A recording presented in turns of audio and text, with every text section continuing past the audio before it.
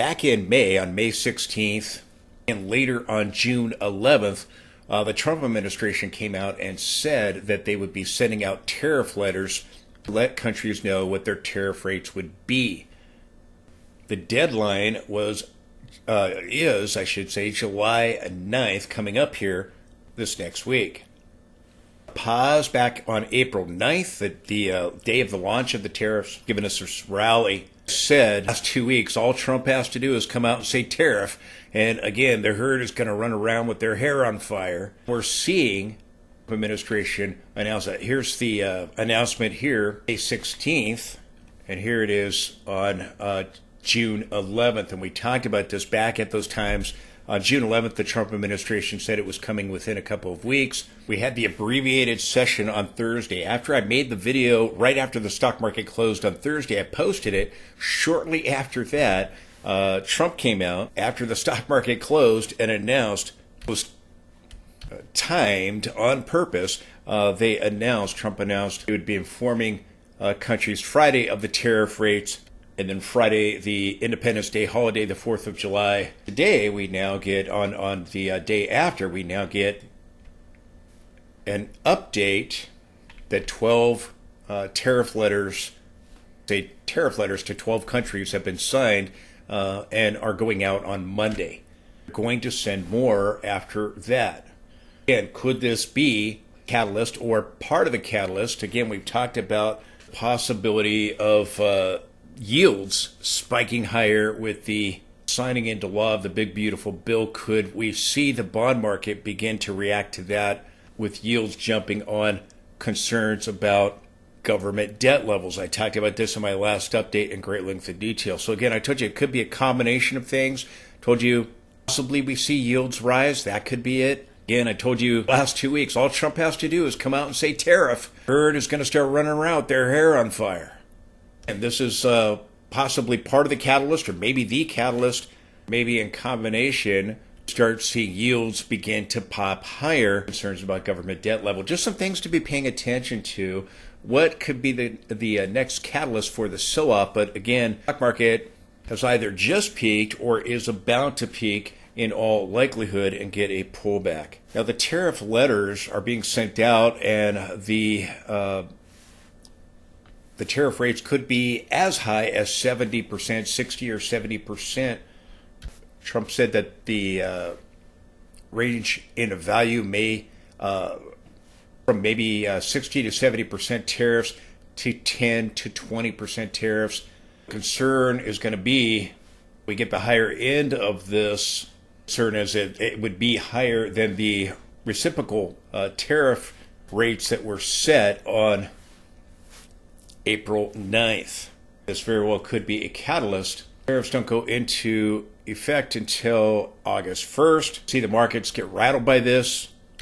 And then again, maybe Trump pauses some of these tariffs. And this is designed to get countries motivated to make a reasonable deal in good faith. Just got to deal with Vietnam. The talks fell apart with Japan, though. A deal with China. Tariffs are still elevated. They got to deal with the UK. These negotiations take time. I've talked about that, but we're watching to see what becomes of all of this and what happens when we get to that August 1st date. These rates in the tariff letters that are being sent out are set to begin. We'll be watching all of this closely. This could give us several weeks of a pullback, but it could just be part of the catalyst because, like I said, we still could see yields begin to pop higher if the bond market begins to show concerns about government debt levels. So we'll be watching how all of this unfolds. Because if you watch my last video, we're set to get 9 counts. Now that doesn't have to be the high of the count. Bar 8 is the high of the count that we got on Thursday before Independence Day, the 4th of July. I said still may see bar 9, the high of the count. Doji or topping tail would try to go slightly higher. Here's sold off on this. Down, S&P ended up dropping down 0.64%, down almost 41 points on this. See, we get the 9 count, and if we get the 9 count, at the high bar, or is the 8 bar the high of the count? And I talked about all this in my last video. Go watch my last video if you didn't watch it.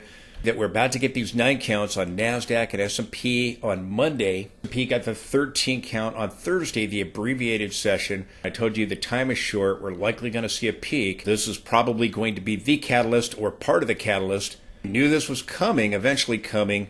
Talked about those comments from the Trump administration back on May 16th and being talked about then. And then again on June 11th, they told us these letters were coming in a couple of weeks. Remember, I talked about more tariff news coming down the pike, these potential tariff rates. We were approaching that 3-month pause period. Be watching to see how all of this unfolds.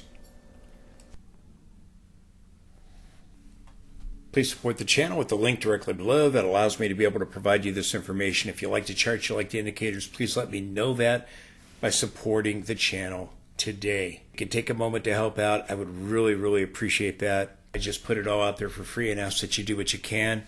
I need to hear from you in order to make that work. So please consider partnering with me today.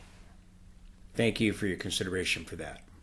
Now, given the divergences that we're watching on the daily chart are triple divergences, the Awesome Oscillator and the MACD, other indicators have it. Do we see the rally terminated sooner rather than later? We do have our seasonality that would suggest that we're going to have a much bigger rally for July. Again, remember, my signals still remain bullish, but we have those divergences looming over the charts. The seasonality has been wrong before. It could be wrong here.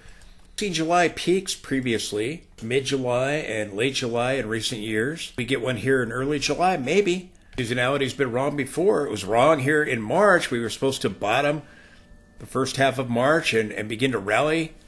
We kept selling off until the beginning of April. Not always going to be right. It's been right at times. Other times it has been wrong. In recent years, if you look at history, right 100% of the time, we could just throw away our indicators and just follow the seasonality. Not perfect, but again, I'm watching. Do we see a top sooner rather than later with those divergences? Does it drag out a little bit here and go deeper into the month as the seasonality would suggest? Remember, listen carefully. Are you listening? My signals are still bullish. We got a 13 count on Thursday on the abbreviated session. We've got a possible 9 count that could complete on the NASDAQ and S&P on Monday. Counts terminate the rally, or we go a little bit higher and they terminate the rally. If so, my signals would have to validate it by turning back to bearish. As I keep saying, we still may only get a more shallow retracement. I'm watching to see if I get a bearish reversal signal. I get that with Trump's announcement of the tariff letters here. Market shrug it off. Again, I need to see some evidence. Remember, my signals remain bullish. Trying to play some divergences in the daily and 60-minute time frame here, possibly next week. I might have done it last week. I chose to wait. At 9 count, again, those triple divergences still may not be done. I talked about that in great length and detail in my last update, but I'll be watching to see. And again, we don't have to get a topping signal here. It'll just tell me when price gets tired, market reversal like it did down over here. Here we got it a little bit early in January and went a little tiny bit higher in February. Not much, just a little tiny bit higher, barely a whisker higher, and then in February, on February 19th, and then we got that top. But again, thing I'm going to be watching as we go into next week. Look at S&P futures. Futures dropped by just over 40 points, down about 0.63 or 64% or something like that on Trump's tariff letter announcement. Still don't have that topic signal. I'll be watching to see if it shows up at some point next week. It's just telling me where a pullback or a counter trend might happen, but oftentimes marks turning points like bottoms or tops. So again, something I'll be paying very close attention to. I'll share that with you next week. Watching, do we get that 9 count start turning, or do we go a little bit higher? But it's showing price exhaustion. Again, my signals continue to be bullish. 9 count, the 13.9 is going to play out on the S&P. The triple divergences in the daily time frame on the Awesome Oscillator and the MACD, if they're going to play out. Extreme reading we're getting on the RSI, if they're going to play out, we got to see my signals begin to turn back to bearish like they did back over here after the February peak. Like they did after we reached the April bottom. They turned back to bullish. To see them turn bearish, if we're putting in a top, it has to be validated. Please hear what I'm saying. My signals still remain bullish. As long as my signals remain bullish, we can still go higher. I'm going to be speculating on some divergences. Signals, if my signals do not validate divergences by turning bearish, then we can still go higher as long as my signals remain bullish. I think we're going to see the bearish divergences end up completing, flip my signals back to bearish. That's what I think is going to happen. So if the divergences are to play out, I have to see my signals revert back to bearish. We are forming bearish divergences in the daily time frame. On the hourly charts, I think those bearish triple divergences in the daily time frame will give us a sell-off.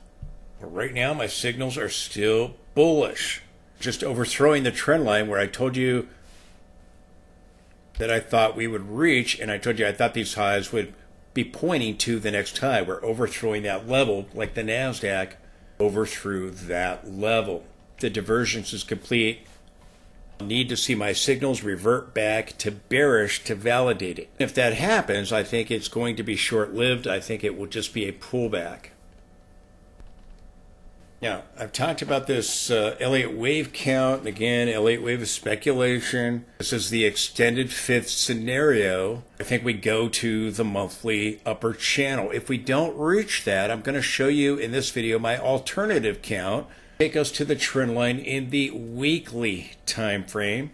And I'll show you my alternative Elliott wave count for that scenario. We may go higher, pull back, go higher in the rally sooner later. I'll show you the alternative, which is not an extended fifth wave. Make sure you watch the video all the way through. I've had my alternative count for a little while. We've had this big 30% rally. So could it be that we don't reach the upper channel in the monthly time frame and the bull market ends sooner? A weekly trend line. Watch the video all the way through. I'm going to show you my alternative count. I'm going to show you my long-term count back nearly 100 years.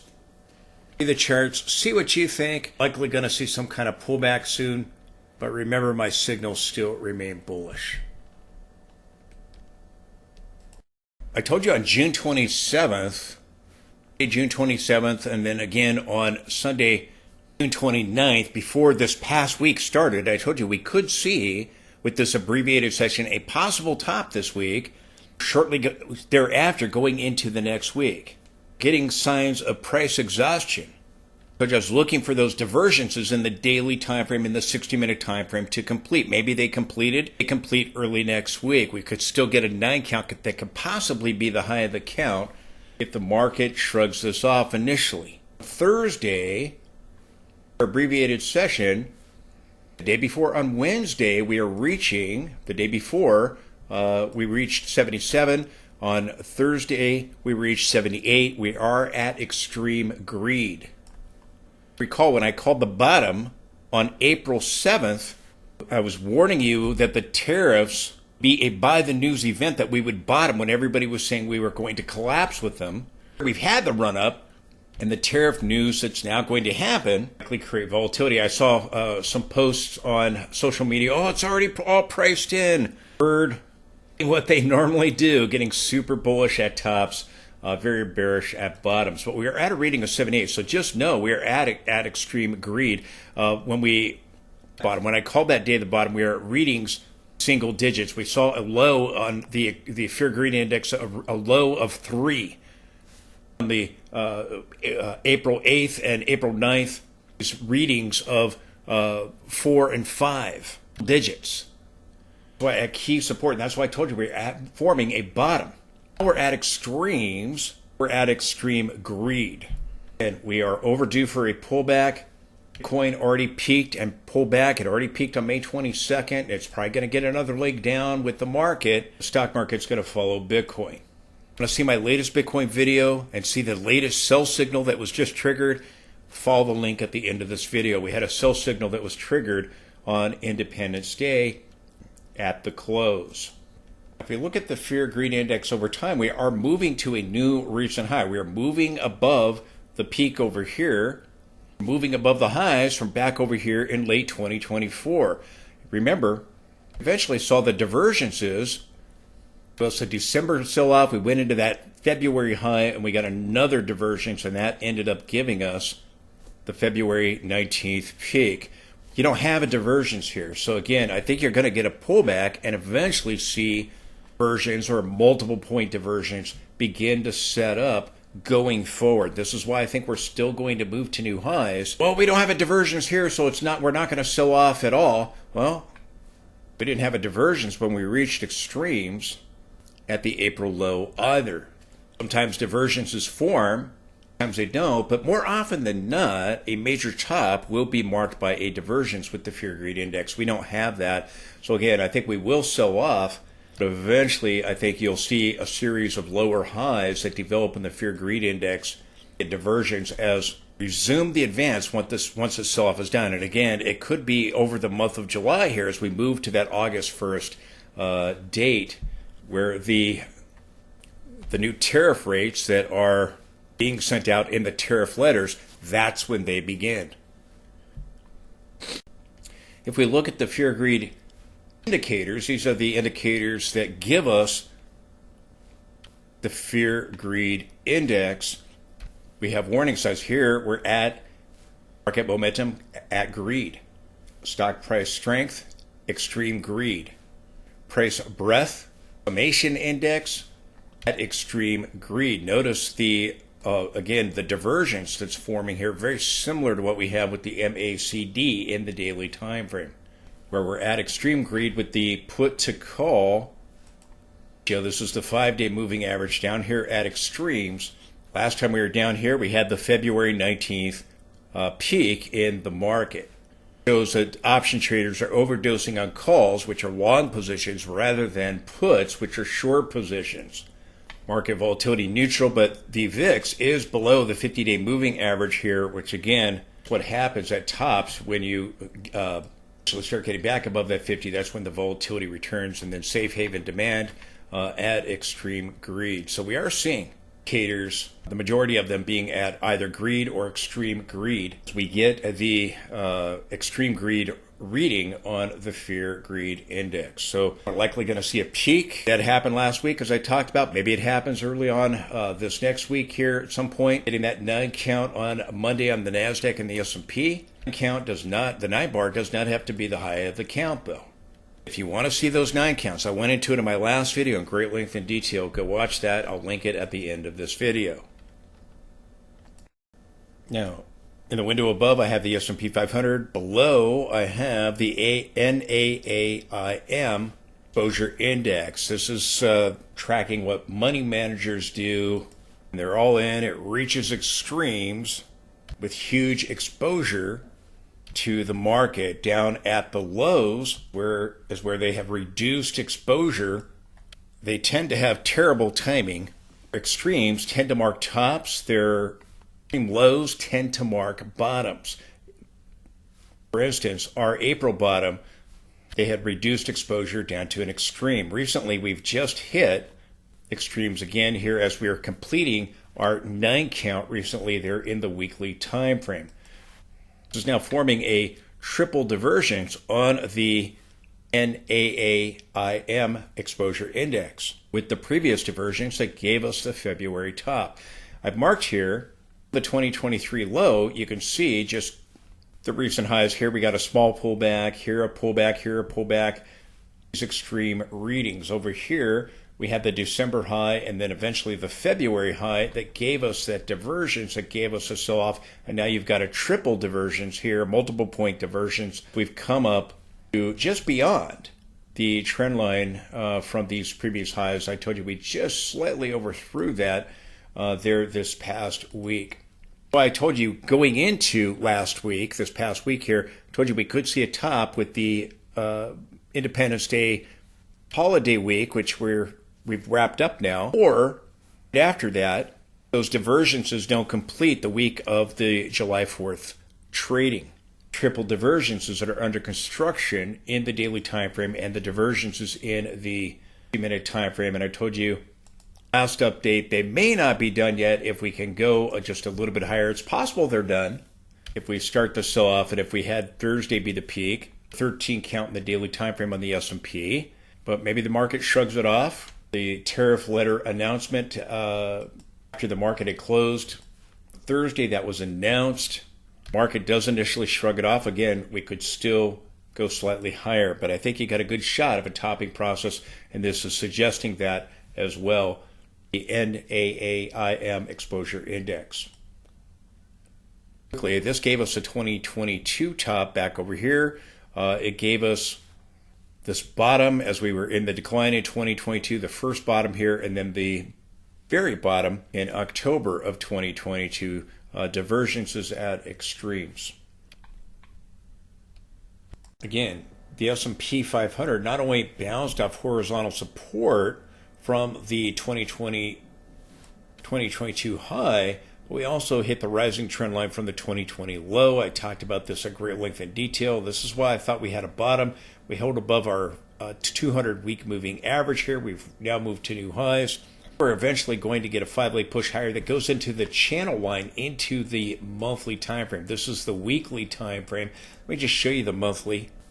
This is where I think we're eventually headed, towards this upper boundary of the channel. Notice, again, we bounced off the 50-month moving average, holding above it here. In order to have a bear market, you got to take out that 50-month moving average. You got to break this trend line going back to the 2009 bottom. To do that, we bounced off these levels. And again, I talked about this is one of the reasons why I thought we had a bottom. And I thought we bottomed with the tariffs in April, as I told you. So I think we're going to make our way up to this upper channel. This is the boundary. This upper channel line that called the 2022 top. This is what I used to call the 2022 top back when it happened. But this channel line back then, we didn't quite reach the lower boundary, just as we didn't in the bottom there, at the bottom I should say, with the 2022 low. But could eventually reach this upper channel line. Now, let me say this. Again, I do believe that we're in the blow-off top, and if we fail to reach this upper channel, I do have another alternative count that I have been considering, that rather than to this trend line, we go closer to this trend line here in the weekly time frame, the parallel boundary from the 2020 low. So this is something I've been considering. Well, I think we'll get a pullback and still go to new highs. I just want to show you I'm open-minded to an Elliott wave of speculation. I never traded. I use my mathematically based indicators to make trading decisions, but I just use it to try to determine short-term price fluctuations and the main movement. I'll show you something, and I remain open-minded to it. If we move closer to this upper channel, rather than the one on the monthly, it'll be at a little bit lower levels, rather than the upper boundary here going all the way back to the beginning of the bull run. So just a trend line I'm watching. I've shown you this count. Again, here's the 2020 trend line, and a parallel boundary. Could we overthrow this trend line and reach that trend line in the monthly time frame? And that would be a wave 1, 2, 3, 4, and 5. I've shown you this count. But could it be that this trend line acts as resistance and this whole thing be counted just a little bit differently? And again, well, I think we're going higher. I remain open-minded to different possibilities. So here I have the blue count with a 1 off of the 2022 low, a 1, a 2, this whole thing being 3 for the February 19th high, and then we have 4 for our April bottom, and here we have this extended fifth wave. Getting wave 1 now, and then we're going to get 2, 3, 4, and 5. Could it be different? Could it be that rather than going to that monthly upper channel line that I'm looking at for a bigger move higher, could we stall at this channel here? I've just drawn this parallel line from the highs over here in 2022, 2021, 2022 on the S&P, the 2020 trend line right here.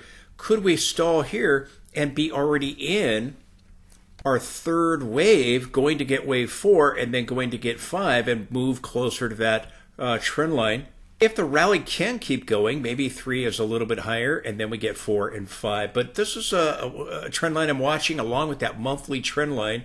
This count, let me show you what that would look like on the daily chart. And this is my alternative count, one of my alternative counts I've been considering and thinking about. Show it to you in the daily time frame. I'm going to bring this area up right here from our April low and show you this count up close rather than here up close having a bottom, okay, and completing an ABC move down for 4. We have a 1, a 2, this being 3, 4, and then we have 5, and we've got our first wave, and we're going to get wave 2, 3, 4, and 5. This is the extended 5th scenario.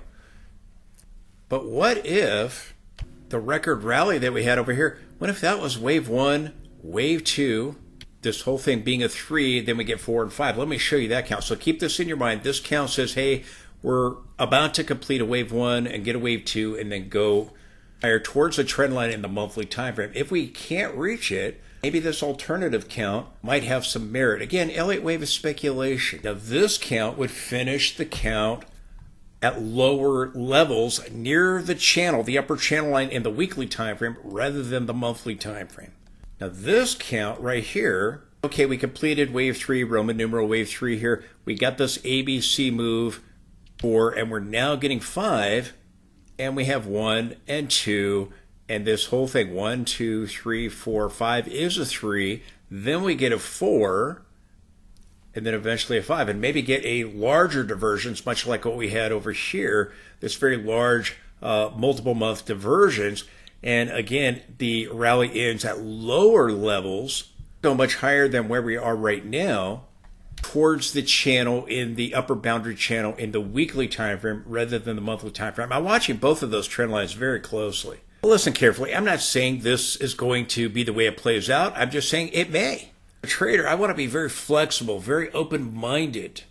I don't dictate to the market, you have to do this. Market tells me what it's doing, and that's why I watch my indicators. But this is a count that I'm considering and thinking, don't go the upper channel line in the monthly time frame, that maybe we have this whole thing being the 5-leg structure rather than completing a wave 1. So be open-minded, don't be closed-minded. Still think we get a pullback, but as what I'm telling you is that once we bottom out, if it's near our 200 or above our 200, I think this count might have a shot. If we get a deeper sell-off, then maybe we have that wave 2. But there's something to be very, very open-minded to.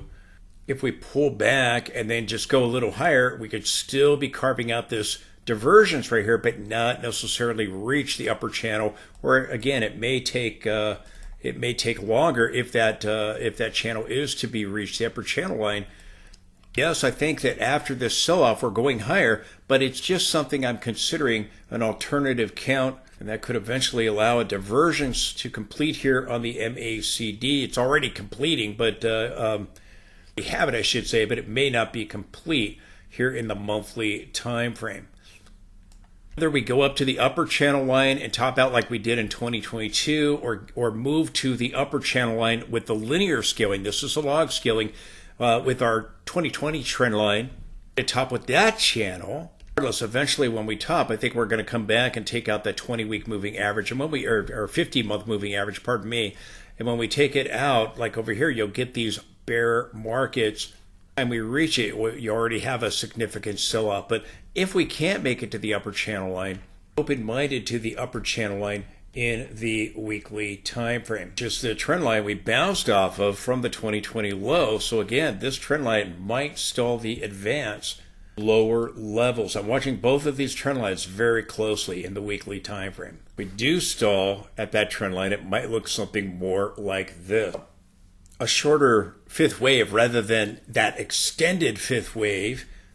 A bit better with the longer term count anyways. This is the channel going all the way back to the 1929 peak to the low in 1932. And again, you can see if we connect this point right here of 1929 to the 2000 peak right here, to including the shadows, to where we're at right now, we're coming up and slamming into it right now. Now, again, slightly overthrowing it. We could overthrow it even more. The Dow did overthrow its monthly channel line back over 100 years. My long-term count, and again, 1, 2, from that 1929 top. The 3 was the 2000 top, the 4, the 2009 bottom, and then now 1, 2, 3, 4, and 5, completing the red count there with Roman numeral red, these 5 waves completing that.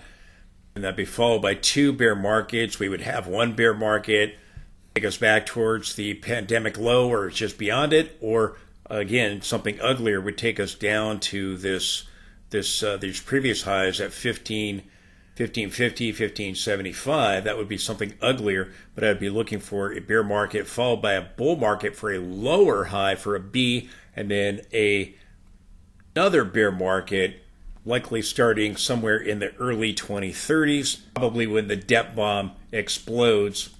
That sell-off is going to be associated with the depression that the politicians are likely going to give us when we see the national debt hit somewhere around 50 or 60 trillion dollars. Game is over once the debt is 15 times the size of revenue. So this is all coming. That's for another day. Just a big picture of what I think is going on. Does that order count fit with this better? Maybe with a bit of an overthrow like we had with the Dow. We get a much bigger overthrow to this level and move towards that monthly channel line we looked at that takes us back to the 2009 low. So just some trend lines I'm paying attention to. I'm going to pull back. I still think we're going to go higher. To show you my alternative count, either count is possible. Just wanted to show you some different things that I'm looking at. So the extended wave scenario, the 5-leg push higher, the extended 5th wave scenario that we're wrapping up wave 1, going to get wave 2. Eventually reach that upper channel line in the monthly time frame. Already at the longer term monthly trend line right now from the 2029 high. Is it more like this? I'm going to get a pullback deeper than I've marked here. I'm just marking it back towards our 200 period moving average. Be deeper, whatever, but it's followed by another push higher. Eventually gives us a top sooner rather than later. The 2 counts I'm really looking at, take the time to share that with you because I do think we're going to pull back. The question is, did we complete wave 1 over here? Are we completing this massive wave 1 here for an extended 5th wave? It's been a powerful, powerful rally. This alternative count could have strong possibilities. Some things to be aware of. This count right here, well, it could take us much higher, terminate the bull market much sooner.